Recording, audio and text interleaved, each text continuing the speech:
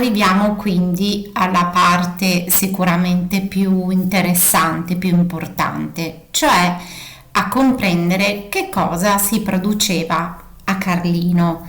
Per questo il titolo Made in Carlino.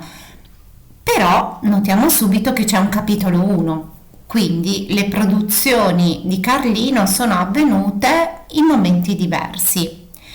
Le prime produzioni si collocano in un periodo compreso tra la fine dell'età repubblicana e la prima età imperiale romana, quindi tra il primo avanti e il primo secolo d.C.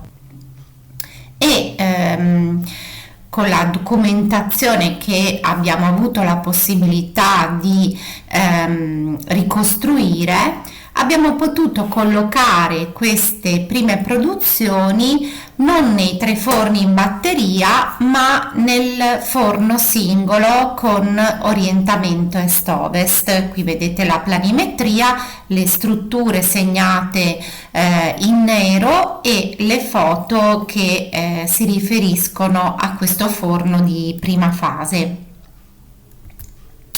Che cosa si produceva nella prima parte dell'attività di questo impianto, di questa fabbrica di Carlino? Allora, sicuramente si producevano laterizi. Laterizi è un termine generico per indicare materiali costruttivi in terracotta, quindi tegole e coppi per il tetto, come vedete nell'immagine, e anche però mattoni, elementi di colonne, tutto ciò che di costruttivo si poteva realizzare appunto in terracotta. Una questione molto interessante nasce dal fatto che le tegole venivano bollate, ossia su di esse, non su tutte ma su alcune, veniva posto il marchio di fabbrica, quindi il nome del produttore. E a Carlino ce ne sono diversi di nomi di produttori, quindi probabilmente è un impianto che è stato usato da appunto diversi produttori di questo tipo di materiale, ma ce n'è uno in particolare, quello che vedete nella foto, il produttore che si chiamava Quinto Clodio Ambrosio, che noi archeologi diciamo sempre era il boss della produzione di laterizi nella bassa pianura friulana dell'epoca romana, perché di queste tegole con questo bollo se ne trovano in abbondanza in tutto il territorio friulano, ma anche oltre, quindi probabilmente prendevano anche una diffusione più ampia anche via mare. Quindi sicuramente a Carlino in questo periodo c'era la produzione di laterizi anche di Quinto Clodio Ambrosio.